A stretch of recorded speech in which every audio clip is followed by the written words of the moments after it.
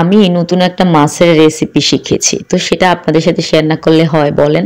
এই যে দেখতে পাচ্ছেন ব্লেন্ডারের মধ্যে সরিষা, কাঁচামরিচ, শুকনো মরিচ, ধনিয়া পাতা, সেটা হচ্ছে ব্লেন্ড করে নিয়েছি। এবং হচ্ছে এখানে 10-12টা কই মাছ নিয়েছি।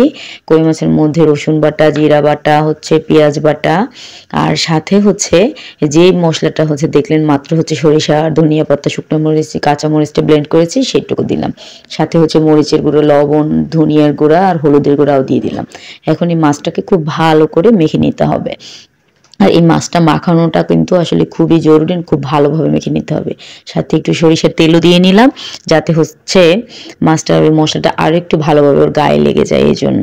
তো মাছটাকে খুব ভালো করে দেখতে পাচ্ছেন যে মেখে নিচ্ছি, কারণ হচ্ছে কি এই মাছটাকে কিন্তু আমি কোনোভাবেই ফ্রাই করব, যেটা এটা হচ্ছে ভালো করে যদি মশলাটা এটার মধ্যে না ঢুকে তাইলে কিন্তু খেতে টেস্ট লাগবে না। এই যে দেখছেন আসল কাহিনী এখন শুরু হবে। এই যে পাতাগুলো দেখতে পাচ্ছেন এইগুলো কিন্তু হচ্ছে লাউয়ের পাতা। এই লাউয়ের পাতাটাকে আমি কিছুই করিনি, কোনো ভাপ দেইনি, লবণ দেইনি, কিছুই দিইনি। জাস্ট মাছটা যেই ম্যারিনেট করেছি সেই মাছটাই এক একটা লাউয়ের পাতার উপরে বসিয়েছি। আর হচ্ছে আপনার ধনিয়া ইয়াতে মাছের মশলাটা হচ্ছে একটু লাউ পাতার উপরে, মাছটার উপরে দিয়ে দিলাম। আর একটা কথা হচ্ছে যে আপনাকে কিন্তু সব থেকে বেশি এই পাতুরির ক্ষেত্রে হয় কি সুতা দিয়ে বেঁধে দিতে হয়, টুথপিক দিয়ে গেঁথে দিতে হয়। এই ধরনের কোনো ঝামেলা আপনার করতে হবে না। আপনি জাস্ট একটু লাউয়ের পাতাগুলো একটু বড় সাইজের পাতা নেবেন, বড় সাইজের পাতা নিলে জাস্ট এনাফ। এই যে দেখতে পাচ্ছেন আমি প্রতিটা মাছ হচ্ছে মুড়িয়ে নিয়েছি এবং একটা একটা পাতা দিয়ে কিন্তু মুড়িয়েছি, এবং এর থেকে বেশি পাতাও কিন্তু আমার প্রয়োজন হয়নি। পাতা দিয়ে মোড়ানোর পরে আমি মাছগুলোকে একটু ভেজে নিচ্ছি এখন।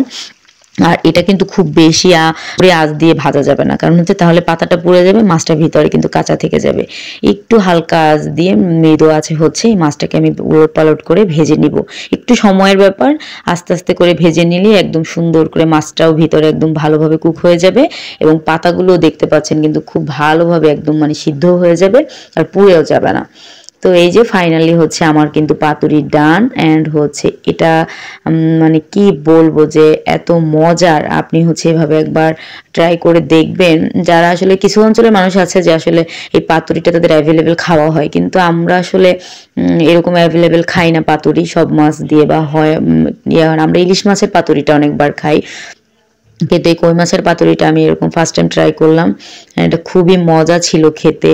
অ্যান্ড মানে মাছগুলো একদম খুব সুন্দরভাবে ভিতরে, যে এখন দেখতে পাচ্ছেন যে পাতাটাকে আমি খুলে নিচ্ছি, অ্যান্ড দেখেন পাতা ভিতরের পাতাটা কিন্তু একদম সুন্দর গ্রিন কালার এবং খুবই সফট ছিল। আর জাস্ট মাছটা একটু দেখেন, এই মাছটা যে কি বলবো, আর খেতে যে কি হয়েছে, মাশাল্লাহ মাশাল্লাহ। সবাই একবার হলেও ট্রাই করবেন। আল্লাহ। আর নতুন কিছু হচ্ছে সবসময়ের জন্যই ট্রাই করা উচিত। সবসময় তো একভাবেই হচ্ছে মাখা ঝোল বা কিংবা পেঁয়াজ থেকে ভুনা এরকম নানানভাবেই খেয়ে দেখেন, একবার হচ্ছে এরকম একটু ট্রাই করবেন। কারণ হচ্ছে নতুন খাবার